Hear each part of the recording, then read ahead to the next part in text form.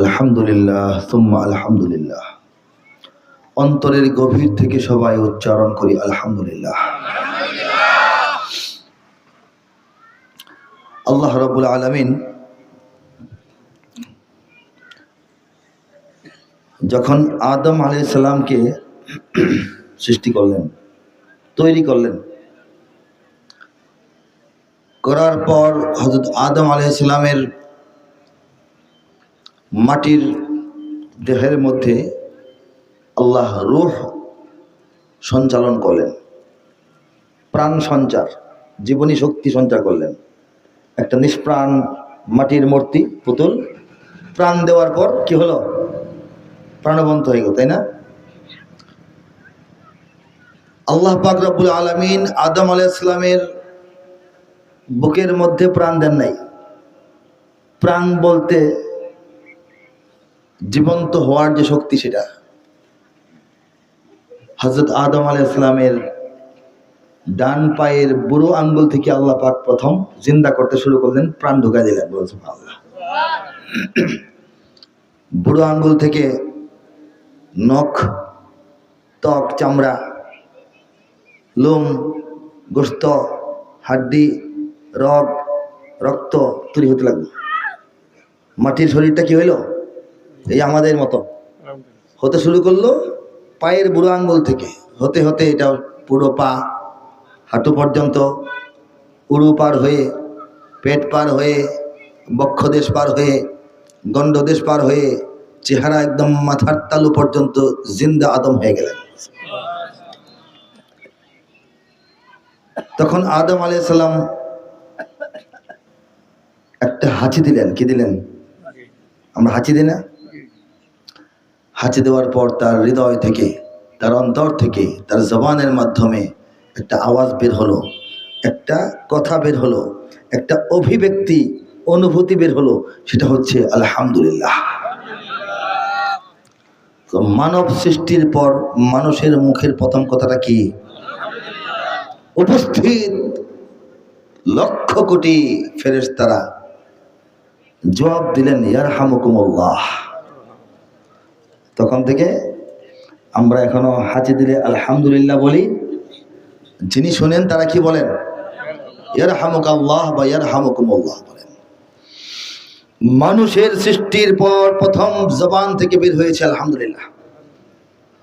এই দুনিয়ার লীলা খেলা শেষ হওয়ার পর, ভালো মন্দ, উত্থান পতন, সুখ দুঃখ, আনন্দ বেদনা, ভালো এবং খারাপ সব শেষ হওয়ার পর, যখন দুনিয়া ধ্বংস হবে, কবর থেকে সবাই আবার জাগ্রত হবে, হাসরের ময়দানে জমা হবে, বিচার আচার সালিশ দরবার হবে, আমল নামা দেওয়া হবে, জান্নাত জাহান্নামে পাঠানো হবে। জাহান্নামীদের অনেকেই আবার গুনাহ পরিমাণ জাহান্নামে ভোগে, আবার জান্নাতে অনেক মুমিন আসবেন। নবী করিম সাল্লাল্লাহু আলাইহি ওয়াসাল্লামের সরাসরি শাফাআতের মাধ্যমে আরো অনেকেই জাহান্নাম থেকে বের হয়ে কোথায় আসবেন? জান্নাতে আসবেন। যখন এইটা শেষ, ফাইনাল হয়ে গেছে, তখন জান্নাতীরা জান্নাতে, জাহান্নামীরা জাহান্নামে, খালিদিনা ফিহা আবাদা, অনন্তকাল তারা থাকবে যার যার জায়গায়। তখন ফেরেশতারা জান্নাতবাসীদেরকে প্রশ্ন করবে, জান্নাতে আসার পর, জান্নাত পাওয়ার পর আপনাদের কেমন লাগতেছে, কি বলতে চান, আপনাদের মনোভাব, অভিব্যক্তি, অনুভূতি প্রকাশ করুন। খেলায় জেতার পরে সাংবাদিক জিজ্ঞেস করে না কেমন লাগতেছে? পুরস্কার পাওয়ার পরে সাংবাদিক জিজ্ঞেস করে না?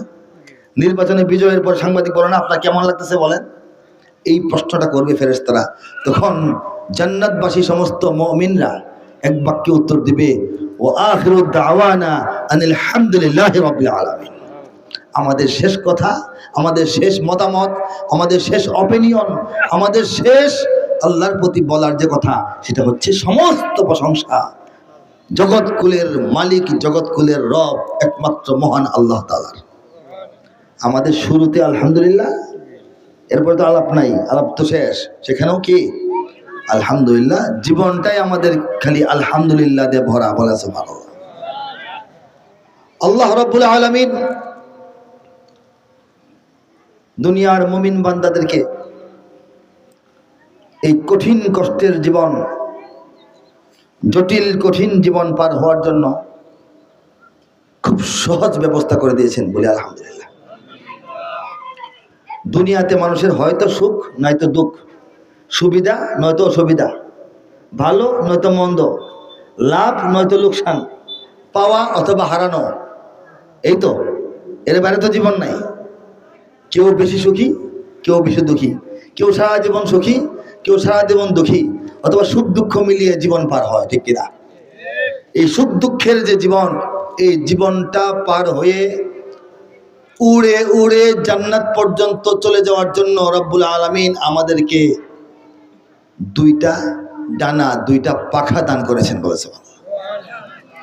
এই কষ্টের দুশ্চিন্তার জীবন, জীবনের ঢেউ পার হয়ে এই জীবন সমুদ্র পার হওয়ার জন্য রব্বুল আলামিন দুইটা ডানা দিয়েছেন, দুইটা হাত দিয়েছেন, দুইটা পাখা দিয়েছেন, যেন সাঁতার কাটতে কাটতে আমরা দুনিয়ার এই জীবন সাগর পার হতে পারি। মুমিনদেরকে দিয়েছেন, সবাইকে দেন নাই। সেই দুইটা পাখা হলো, একটা হচ্ছে শুকর, একটা হচ্ছে সবর। বলে সুবহানাল্লাহ। শুকর এবং সবর যারা ভালো করে বুঝে, মেনে নেয়, আল্লাহ যেভাবে চান সেভাবে যারা এটা করে, শুকরও করে সবরও করে, তাদের জীবনে প্রকৃত অর্থে কোনো লোকসান হয় না। দেখা যাচ্ছে লোকসান, কিন্তু সবর করলাম, আলহামদুলিল্লাহ আলা কুল্লি হাল বললাম, এটা আমার জন্য লাভজনক হয়ে যাবে, এটা হয়েই যাবে।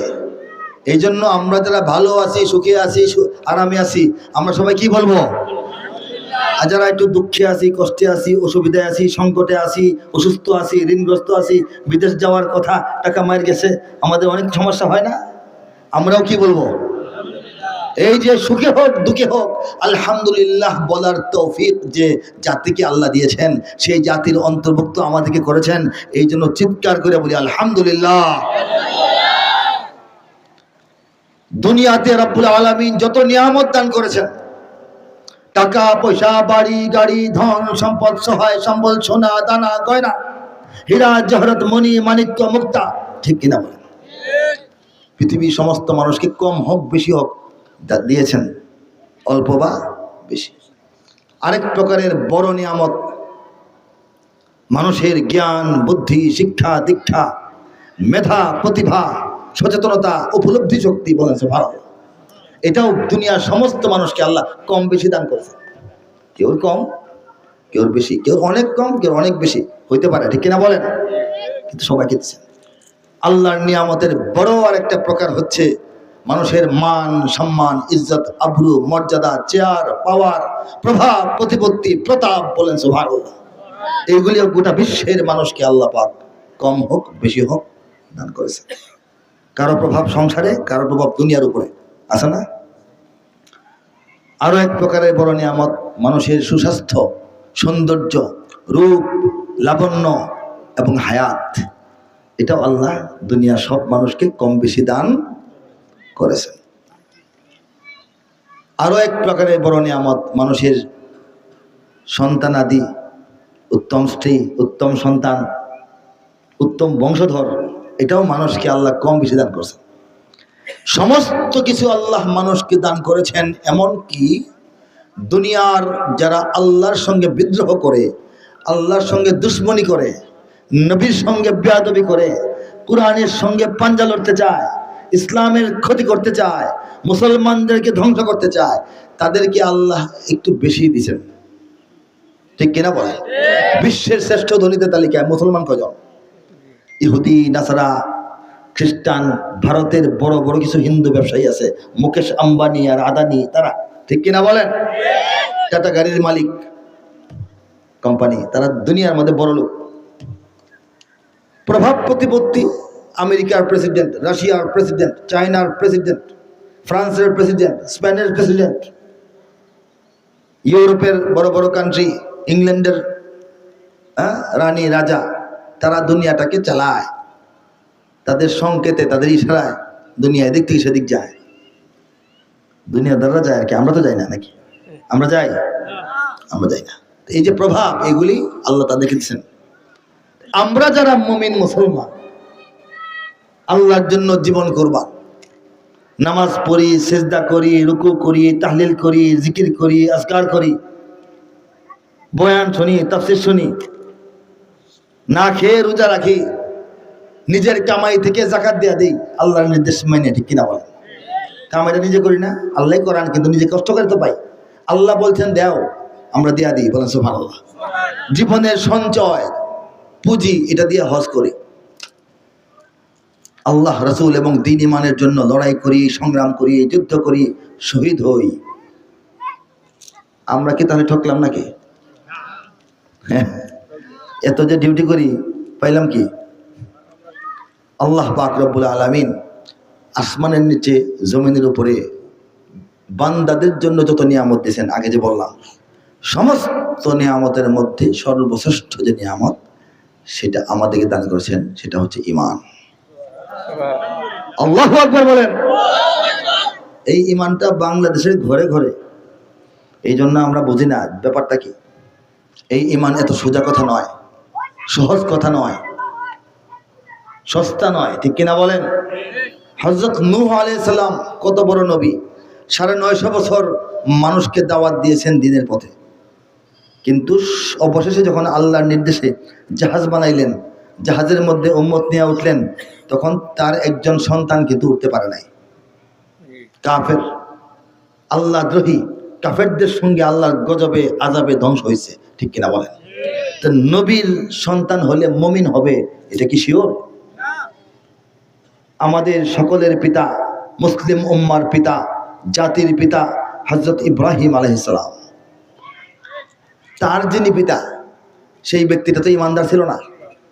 মূর্তি বানাতো, মূর্তি পূজা করত, মূর্তি বিক্রি করত, নমরুদের খুব কাছের লোক, ঠিক কিনা? নবীর আব্বা হইলে সে যে মুমিন হবে, এটা কি শিওর? হযরত লূত আলাইহিস সালাম আরেকজন বড় নবী, তার স্ত্রী, সহধর্মিণী, জীবন সঙ্গিনী, অর্ধাঙ্গিনী, এই মহিলা বেঈমান অবস্থায় দুনিয়া থেকে আল্লাহর আযাবে কাফেরদের সঙ্গে ধ্বংস হয়ে গেছে। হযরত আম্মাজান খাদিজাতুল কুবরার মতো সৌভাগ্য তার হয় নাই, ঠিক কিনা? আমাদের নবী, প্রিয় নবী, সেরা নবী, বড় নবী, উঁচা নবী, মহানবী, বিশ্বনবী, আকায়ে নামদার, তাজদারে দু আলম, আফতাবে মদিনা, মেহতাবে মদিনা, সরকারে মদিনা, সরতাজে মদিনা, সৈয়দুল মুরসলিন ও খাতামুন নবিয়্যিন হযরত মুহাম্মদ মুস্তাফা মুর্তজা মুজতবা সাল্লাল্লাহু আলাইহি ওয়াসাল্লাম জন্মের আগেই পিতাকে হারিয়েছেন, জন্মের পর 6 বছর বয়সে মাকে হারিয়েছেন, 7 থেকে 8 বছর বয়সে দাদাকে হারিয়েছেন, চাচার বাড়িতে লালিত বাড়িতে। আবু তালেব চাচার নাম, ঠিক কিনা? এই লোকটা কিন্তু বদলোক ছিল না, স্বভাব চরিত্র কোনো খারাপ ছিল না, ভালো লোক, সত্যবাদী, আমানতদার, ন্যায়পরায়ণ, ন্যায় বিচারক, আস্থাভাজন, বিশ্বাসযোগ্য, অভিজাত, দেখতে সুন্দর, প্রভাবশালী একজন নেতা, সৎলোক, ভালো। নবীকে লালন পালন করেছেন, মুখে তুলে খাইয়েছেন, গোসল করিয়েছেন, বাজারে নিয়ে বেড়াইছেন।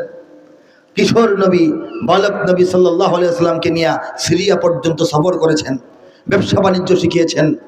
যুবক বয়সে আম্মাজান খাদিজার সঙ্গে এই চাচাই বিয়ে শাদী করেছেন, কাফেরদের নির্যাতন থেকে রক্ষা করছেন। নবীজির সঙ্গে ভাতিজার মহব্বতে চাচা 3 থেকে 4 বছর জেলখানায় কাটিয়েছেন। সে আবি তালিব, যেখানে নবীজির বংশকে আটকে রাখা হয়েছিল 3 বছর, আবু তালিবও ভিতরে কষ্ট করেছেন। কিন্তু নবীর সামনে শুয়ে, নিজের বাড়ির বিছানায় শুয়ে মারা গেল, ইমান নসিব হলো না, ঠিক কিনা বলেন? ইমান কি খুব সস্তা নাকি অনেক দামি বলেন তো? আমাদের নবী মুহাম্মদুর রাসূলুল্লাহ এবং হাবিবুল্লাহ, বলেন সুবহানাল্লাহ। আর ইব্রাহিম আলাইহিস সালাম, ইব্রাহিম খলিলুল্লাহ, বলেন সুবহানাল্লাহ। আল্লাহর খলিল, আল্লাহর হাবিব, আল্লাহর দোস্ত, আল্লাহর প্রেমিক, এই তো তারা কি আল্লাহর কাছে নিজের আব্বার জন্য, চাচার জন্য দোয়া করেন নাই? কম করছেন না বেশি? নিরস দোয়া না সরস দোয়া? কিন্তু আল্লাহ পাক যাদের জন্য দোয়া করা হয়েছে, সেই 2 ব্যক্তিকে ঈমান দেওয়ার জন্য উপযুক্ত মনে করেন নাই। আল্লাহ বলেন, মাই ইয়াহদিহিল্লাহু ফালা মুদিল্লা লাহু ওয়া মাই ইউদ্লিলহু ফালা হাদিয়া লাহু। আমি আল্লাহ যাকে হেদায়েত দান করি তাকে কেউ পথহারা বানাতে পারে না। আমি যাকে পথহারা বানিয়ে রাখি তাকে নবী হন, অলি হন, গাউস হোক, কুতুব হোক, পীর হোক, মাশায়েখ হোক, উলামা হোক, মুজাহিদিন, মুফাক্কিরিন, মুবাল্লিগিন, দুনিয়ার সমস্ত ভালো মানুষ টানতে পারে, কিন্তু আমি আল্লাহ না চাইলে তাকে আনতে পারে না। ঠিক কিনা? সেই ঈমান, যে ঈমান আল্লাহর স্বাক্ষর ছাড়া, আল্লাহর ইচ্ছা ছাড়া, আল্লাহর মহব্বত ছাড়া, আল্লাহর ভালোবাসা ছাড়া, আল্লাহর নির্বাচন ছাড়া, আল্লাহর সিলেকশন ছাড়া নবীর পিতা, নবীর চাচাও পায় না, সেই ঈমান আল্লাহ পাক আমাদের সবাইকে দান করেছেন। বাংলাদেশের 94.6% নাগরিককে দান করেছেন। অন্তরটা কৃতজ্ঞতায় ভরে বলি আলহামদুলিল্লাহ। আমরা বিস্ময় প্রকাশ করে বলি সুবহানাল্লাহ। আমরা গৌরব প্রকাশ করি বলি আল্লাহু আকবার। এই নিয়ামত কার দান? আল্লাহর দান। আল্লাহর ইচ্ছায় আমরা এই দেশ, এই জাতি, এই মানুষ, আমরা আল্লাহর ইচ্ছায় চলতেছি। বলেন সুবহানাল্লাহ। আল্লাহ না চাইলে ইসলামের খবরও পাইতাম না। কোথায় মক্কা মদিনা আর কোথায় আমরা। আর শিখ কবে ১,৫০০ বছর আগে নবী সাহাবীদের জীবনী, আর আমরা ১,৫০০ বছর পরের মানুষ। ঠিক কিনা? এটা আমাদের বুঝতে হবে।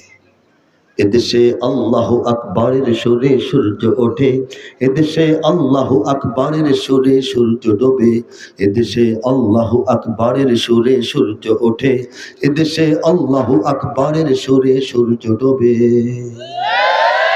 এদেশের মাল্লা মাঝি কিষান মজুর সবার ঠোঁটে শোনো রে লা ইলাহা ইল্লাল্লাহর জিকির ওঠে। ইমানের তপ্ত আগুন জ্বলছে সবার বুকে বুকে, ইমানের তপ্ত আগুন জ্বলছে সবার বুকে বুকে, সে আগুন দেশ হতে দেশ দেশান্তরেও জ্বলতে হবে। এদেশে আল্লাহু আকবারের সুরে সূর্য ওঠে, এদেশে আল্লাহু আকবারের সুরে সূর্য ডোবে। এই দেশে প্রতিদিন সূর্য উঠে ফজরের আজানের আওয়াজের সাথে সাথে, ঠিক কিনা বলেন? প্রতিদিন সূর্য অস্তমিত যায় মাগরিবের আজানে ধ্বনিতে, ঠিক কিনা বলেন? এটা হচ্ছে সত্য বাস্তবতা।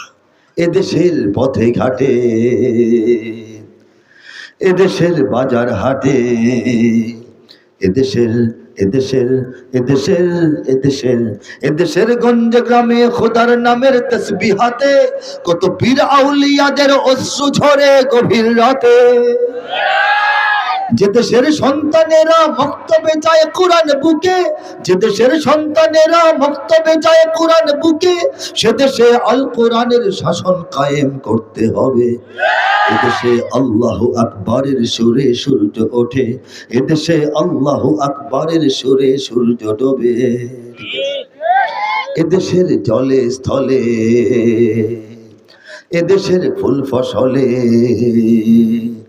এদেশের এদেশের এদেশের এদেশের এদেশের সবুজ মাটি, সবুজ ঘাসে, সবুজ বনে, মদিনার সবুজ মিনার ঝলসে ওঠে দুই নয়নে। মদিনার সবুজ, বাংলার সবুজ মিলেমিশে একাকার। এদেশের শিকড় তো নয় দিল্লিতে বা ওয়াশিংটনে, এদেশের শিকড় জানি ছড়িয়ে আছে দূর আরবে।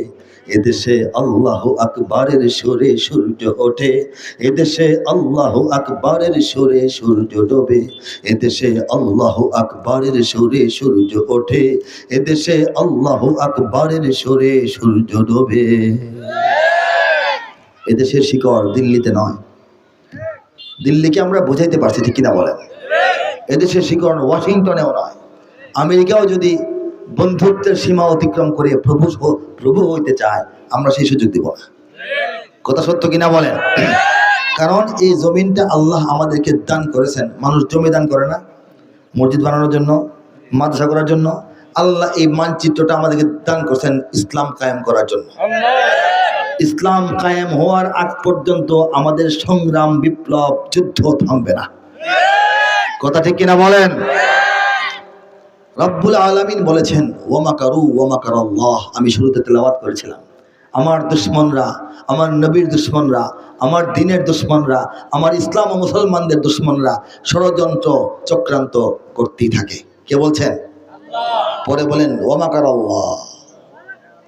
আল্লাহ বলতেছেন ওয়ামাকারাল্লাহ, আমি আল্লাহ আমার কৌশল এবং পরিকল্পনা ঠিক করে রাখছি। আল্লাহু খায়রুল মাকিরিন, আল্লাহই সর্বশ্রেষ্ঠ সর্বোচ্চ পরিকল্পনাকারী পরিকল্পনাবিদ বলে সুবহানাল্লাহ।